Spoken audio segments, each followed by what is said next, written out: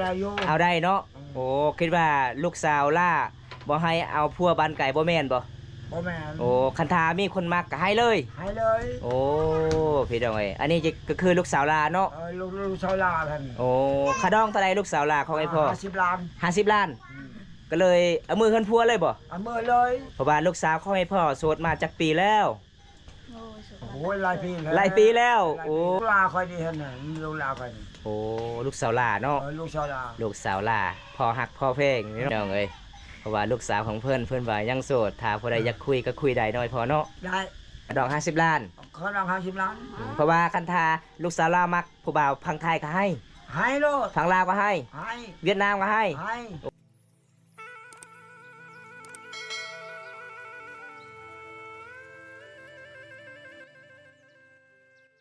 บอมตากาสิมามอบน้องแกดพี่น้องเพราะว่าน้องแกดเพิ่นเว้าว่าบ่มีข้าวกินพี่น้องก็เลยบอมตากาสิมาซื้อให้เขาเพราะว่ามีผู้ใหญ่ใจดีจากทางไทยเพิ่นฝากเงินมาให้บอมตาเป็นห่วงน้องแกดหลายก็เลยบอมตากามาซื้อเขาได้อันนี้จะเป็นสอบหนึ่งกับประมาณ600,000 ปลายล่ะพี่น้องมื้อนี้ก็สิอยู่เฮือนเลยบ่สอบแกดพี่น้องจะได้ก็ไปติดตามชมกันพี่น้อง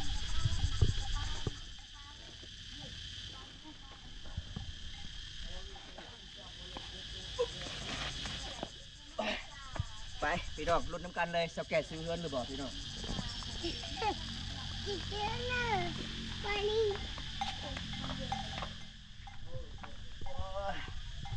โอ้ยดูฟังวัง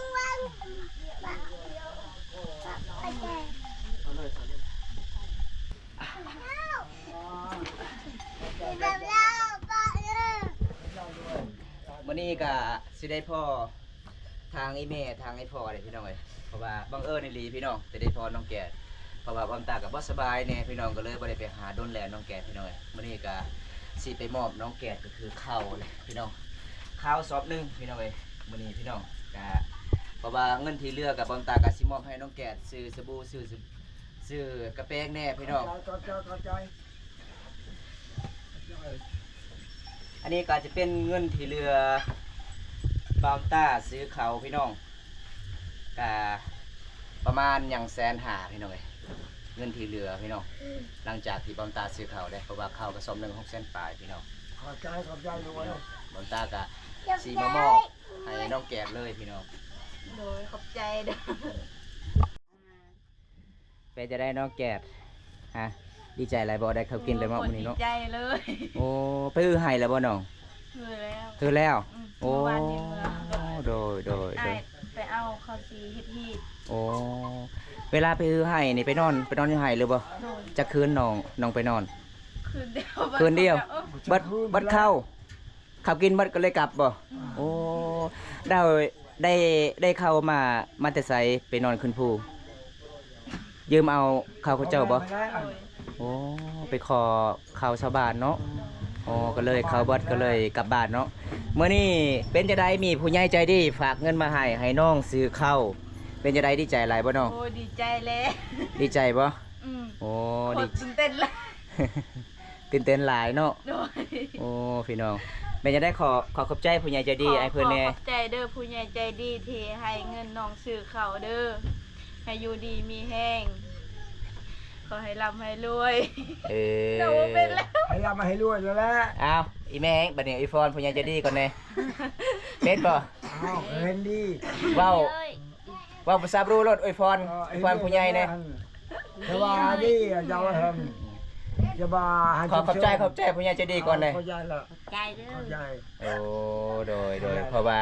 อีพ่อไอ้แม่ก็เว้าภาษาลาวบ่ค่อยเก่งปานใดพี่น้องก็เลยเขาเจ้าอวยพรบ่เป็นพี่น้องไอ้พ่อบัดนี้สิได้กินข้าวเลยเนาะโดยดีใจหลายบ่ดีใจหลายเนาะโอ้พี่น้องเพราะว่า FC ก็เป็นห่วงน้องแก่หลายน้องแก่เว้าว่า3 มื้อแล้วบ่ได้กินข้าวมื้อนั้นเนาะอดข้าวพี่น้องเอ้ยมื้อนี้เพิ่นผู้ใหญ่จากฝั่งไทยเพิ่นก็ซื้อให้น้องข้าวสอบ1เด้อเพราะว่าน้องฮือหายยังบ่ทันได้แล้วบ่โอ้ก็เลยเข้าวัดก็เลยกลับแต่ภูเนาะโอ้พี่น้องสิจำฮีดอีกบ่โอ้หลังจากฮิตจำฮีดแล้วก็สิขึ้นต่อบัดนี้ขึ้นต่อบัดนี้โอ้บัดนี้ก็สิได้นอนดนๆเลยเนาะได้เข้าสอบ1แล้วพี่น้องเอ้ย ราะว่าน้องแกดก็ขาดเข้าเนาะน้องเนาะ โด โอ้ ย หลายๆคน FC เว้าว่าน้องแกดคุยม่วนหลาย แต่สงสารน้องแกดบ่มีข้าวกิน ก็เลยมื้อนี้ก็สิมามอบจากผู้ใหญ่พังไทยเพิ่นฝากเงินมาให้บ้อมตาให้บ้อมตาซื้อข้าวให้น้องแกดพี่น้องเอ้ยเพราะว่าน้องแกดก็บ่มีรถอยากไปซื้อเนาะ โดย ก็เลยบ้อมตาก็สิเอารถบ้อมตาไปซื้อให้น้องๆเนาะ กิ อ่ะ นแล้ว กินแล้วกินอาหารหยังมา ผัก กินผักผักอีหยัง ผัก ไอ้เน่าแล้ว ฮะ ปะคะอันแล้ว ผักคะ โดย โอ้ เก็ ผั บ ก อยู่ คะ ป่า อ๋อ เก็บตอนเช้าๆเนี่ย ไปย่างไปเบิ่งให้อายไปเบิ่งก่อนมันเป็นจังได ขอกินแล้ว ปลาทุกคน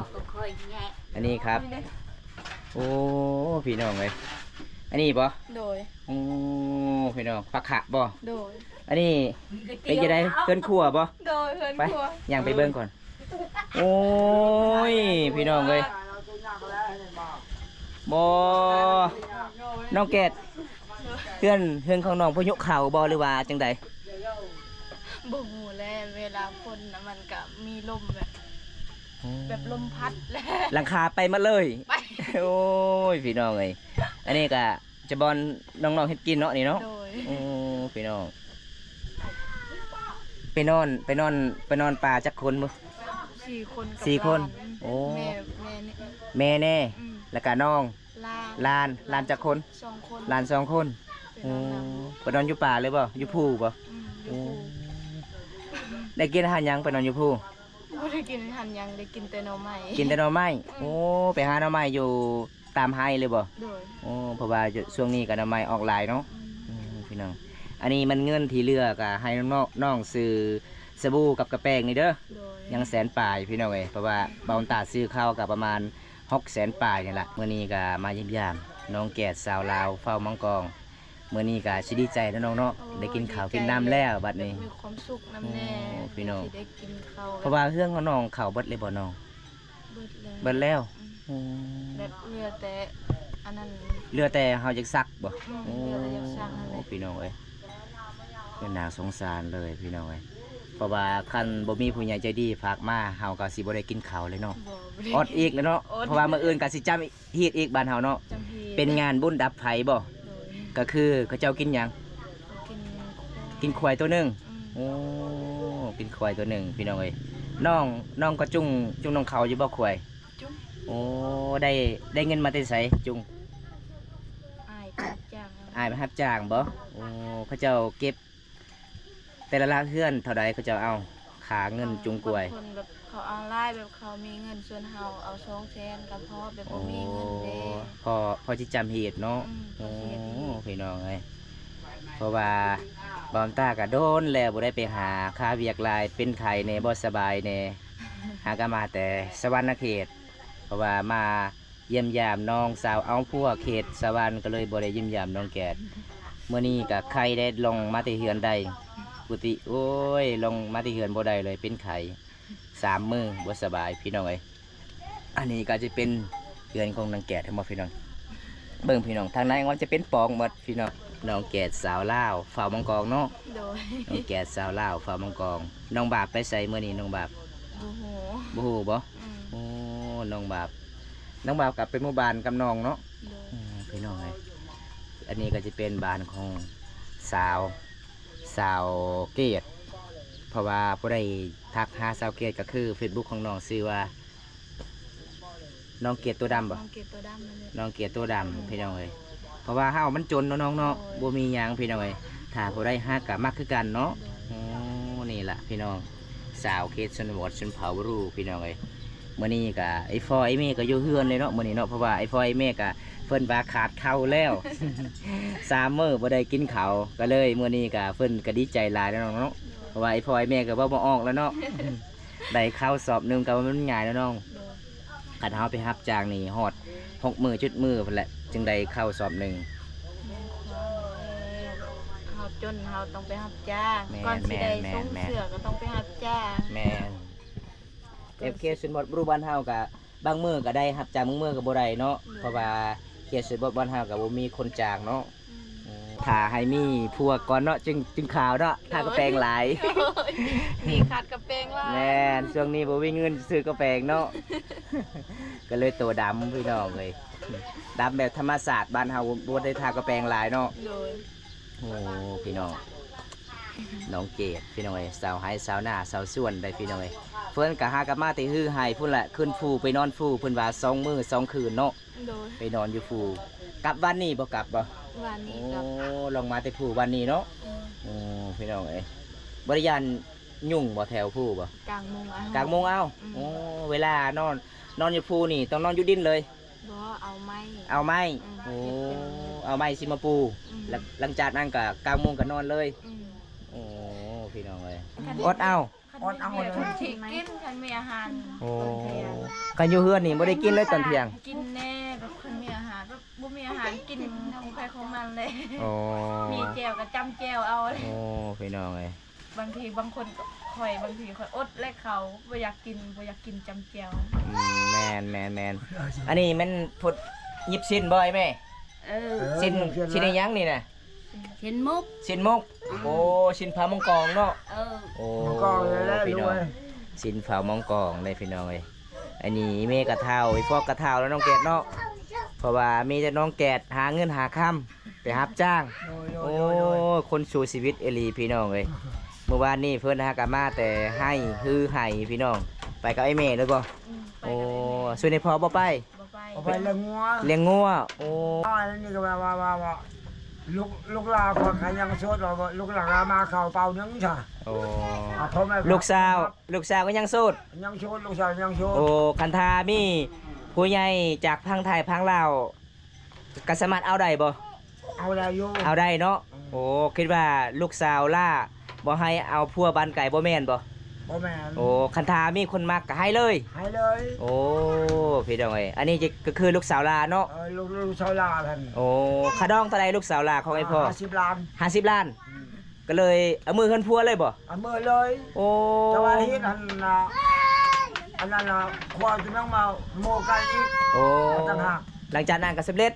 โอ้ พี่น้อง ค่า เอ้ย ดอก50 ล้าน คาดอง50 ล้าน เงินกีบ เอาเงินที่เอาเงินเก็บแล้ว โดย เวลาใครฮิตกองจะจำฮิตอันโง่จนควายจะต้องมาโมกันอีก โอ้ พี่น้อง แล้วถ้วยมันอันนั้นหม้อน่ะหมด50 ล้านนั่นแหละ โอ้ มันเป็นตามประเพณีบ้านเฮาเนาะ เพราะว่าเรื่องหม้อนี่เฮาก็ไล่ตามเงิน50 ล้านนั่นบ่ เพราะว่าเฉพาะเรื่องสัตว์บัดนี้ก็คือมีไก่มีกล้วยแล้วก็ตะนันต่างหากเนาะ ต่างหากนั่นน่ะ พี่น้องเอ้ยเพราะว่าลูกสาวเขาให้พ่อโสดมาจากปีแล้ว โอ้ยสุด โอ้ยหลายปีแล้ว หลายปีแล้ว โอ้พี่น้องเอ้ยหลายปีแล้ว เราไป10 ปีบ่ฮอด บ่ฮอดบ่โอ้ ระหว่างช่วง5 ปีนั่นแหละ โอ้พี่น้องเอ้ยเพราะว่าเฮา อันนี้ลูกลาคอยดีเห็นน่ะลูกลาคอยนี่ โอ้ลูกสาวหล่าเนาะ ลูกชาวลา ลูกสาวหล่าพ่อฮักพ่อเพลงนี่เนาะอันนี้เนาะ พอหักแม่ห่วง แมนพี่น้องเอ้ยเพราะว่าลูกสาวของเพื่อนว่ายังโสดถ้าผู้ใดอยากคุยก็คุยได้น้อยพอเนาะ ได้ คาดอง50 ล้านไว้พอ โอ้ จ้า คาดอง จ้า 50 ล้านพี่น้องเอ้ยเพราะว่าไอ้พ่ออายุจักปีแล้ว โอ้ยผมจะไป 60ปลายปีแล้ว ส่วนอีแม่เด้จักปีอีแม่ อันนั้น50 ปี